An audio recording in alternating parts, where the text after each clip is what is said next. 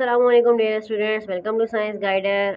आज हमने क्या पढ़ना है? आज हमने क्लास 10th केमिस्ट्री का चैप्टर नंबर 2 का लेक्चर नंबर 11 स्टडी करना है। और लेक्चर नंबर 11 में हम क्या पढ़ने वाले हैं? हम इस चैप्टर के एमसीक्यू सॉल्व करने वाले हैं, क्योंकि प्रीवियस क्लास में हम इस चैप्टर के न्यूमेरिकल्स, इस चैप्टर के तमाम टॉपिक्स कवर कर चुके हैं। चैप्टर हमारा कंप्लीट हो चुका है।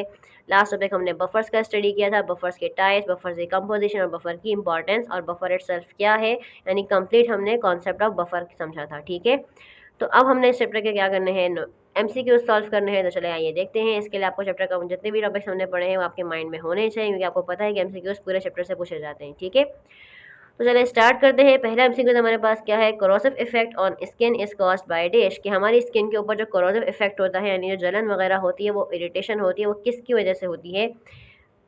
एसिड की वजह से होती है, बेस की वजह से होती है, सॉल्ट की वजह से होती है, बोथ ए एंड बी। तो भाई एसिड की वजह से होती है स्किन के ऊपर इफेक्ट। नेक्स्ट देख लेते हैं। नेक्स्ट क्या है? Preservatives are used to preserve dash. अच्छा, प्रिजर्वेटिव्स उनको बोलते हैं जो किसी भी चीज़ को सेव करने के लिए, प्रिजर्वेटिव्स वो मटीरियल्स होते हैं जो स्पेशली फूड के अंदर डाले जाते हैं, फूड को प्रिजर्व करने के लिए, उसको लॉन्ग टाइम तक के लिए महफूज करने के लिए, कि वह ख़राब ना हो। ठीक है, तो preservatives are used to preserve, preservatives इस्तेमाल किए जाते हैं क्या? महफूज करने के लिए, फूड को महफूज करने के लिए। ठीक है, नेक्स्ट है which is not an Arrhenius acid. इनमें से कौन सा कंपाउंड है जो आर्हीनियस एसिड नहीं है? अब अगर आपको आर्हीनियस थ्योरी याद हो तो हमने ये बात पढ़ी थी कि according to Arrhenius concept acids वो होते हैं जिनके पास H+ होता है और प्रोटॉन कौन से जो उनके OH वाले होते हैं। तो देखो इनमें HCl भी H वाला है, HNO3 भी H वाला है, H2O4 भी H वाला है। कौन सा नहीं है? Carbon dioxide gas. तो आर्हीनियस कॉन्सेप्ट के according carbon dioxide gas acid नहीं है। ठीक है, नेक्स्ट क्या है? NH3 यानी ammonia can be base according to dash. Ammonia जो है वो बेस है किसके कॉन्सेप्ट के अकॉर्डिंग?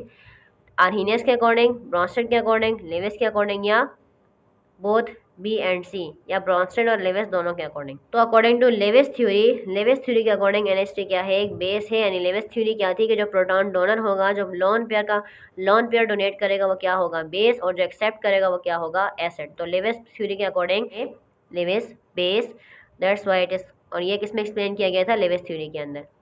नेक्स्ट देख लीजिए, which one is Lewis base. अब इनमें से लेविस बेस कौन सी है? अब जैसे मैंने बुक में आपको बताया कि बेस क्या थी अकॉर्डिंग टू लेविस कॉन्सेप्ट, जो इलेक्ट्रॉन पेयर को यानी लॉन पेयर को डोनेट करने की सलाहियत रखती है। तो देखिए भाई, HNO3 के पास लॉन पेयर नहीं होता, CN के पास नहीं होता, HCl के पास भी नहीं होता, AlCl3 के पास होता है। तो according to Lewis base AlCl3 क्या है? एक लेविस बेस है। ठीक है, नेक्स्ट देख लीजिए, a substance that can donate pair of electron to form coordinate covalent bond is dash, के लेविस कॉन्सेप्ट के अकॉर्डिंग जो सब्सटेंस लोन पेयर को डोनेट करता है वो क्या कहलाता है? अभी ऊपर हमने 2 MCQs कर लिए तो हमें पता है लेविस बेस कहलाती है। ठीक है, क्योंकि लेविस एसिड वो है जो इलेक्ट्रॉन पेयर को एक्सेप्ट करता है। ओके, नेक्स्ट देख लीजिए, if pH value is greater than 7 then solution is dash. अगर pH की वैल्यू 7 से ज़्यादा होगी तो सोल्यूशन क्या होगा? अगर आपको याद हो तो हमने pH के टॉपिक के अंदर pH स्केल को स्टडी किया था, और हमें ये बात पता है कि pH स्केल के अकॉर्डिंग 0 से 6 तक क्या होती है? एसिडिक रेंज होती है, 7 न्यूट्रल होती है, और 7 to 14, 8 to 14 क्या होती है? बेसिक होती है। तो ये आपसे पूछ रहे हैं कि अगर pH की वैल्यू 7 से ज़्यादा होगी तो फिर वो सोल्यूशन क्या होगा? वो सोल्यूशन होगा बेसिक। ठीक है, नेक्स्ट क्या है? सॉल्ट अमंग फॉलोइंग, कह रहे हैं इन सब में से बताइए सॉल्ट कौन सा है? तो भाई H2SO4 एसिड है, HNO3 भी एसिड है, HCl भी। तो कौन बचा? KCl पोटेशियम क्लोराइड एक सॉल्ट है। ठीक है, नेक्स्ट देख लीजिए, substance that react with both acids and bases are called dash. वो सब्सटेंस बताइए जो एसिड और बेस दोनों से रिएक्ट करने की सलाहियत रखता है। Conjugate acids, conjugate basis, amphoteric, या बफर्स। तो भाई बफर्स अभी हमने प्रीवियस क्लास में ही पढ़ा था कि बफर्स क्या काम करते हैं। इसको एसिड में, एसिडिक सोल्यूशन में बेस के एडिशन से बफर बन जाता है, बेस के अंदर एसिड को डाल देते हैं। तो बफर्स क्या होते हैं? pH की रेंज को मेंटेन करते हैं, एसिडिक को भी और बेसिक को भी। तो बफर्स वो सब्सटेंसेस है जो एसिड और बेस दोनों से रिएक्ट कर सकते हैं। ठीक है, लास्ट के हमारे पास the reaction of acid and base to form salt and water is called dash. वो रिएक्शन बताइए जिसमें एसिड और बेस रिएक्ट करके सॉल्ट एंड वाटर बनाते हैं। तो ये बात हमें अच्छी तरह पता है क्या कहलाता है? Neutralisation reaction. के न्यूट्रलाइजेशन रिएक्शन में ऐसा होता है कि एसिड और बेस जब भी रिएक्शन करते हैं तो क्या बनता है? सॉल्ट एंड वाटर बनता है। ठीक है, होप्स हो कि आपको एक MCQ समझ में आए होंगे।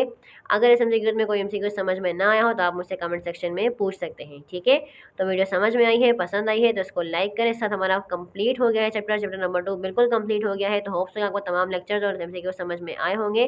फिर भी कोई क्वेश्चन हो तो आप मुझसे कर सकते हैं। वीडियो समझ में आई है, पसंद आई है तो इसको लाइक करें, शेयर करें, चैनल को सब्सक्राइब कर दें। इंशाल्लाह नेक्स्ट क्लास में मिलते हैं नेक्स्ट वीडियो के साथ। तब तक के लिए बहुत सारा ख्याल रखिएगा। अल्लाह हाफिज़ नासिर।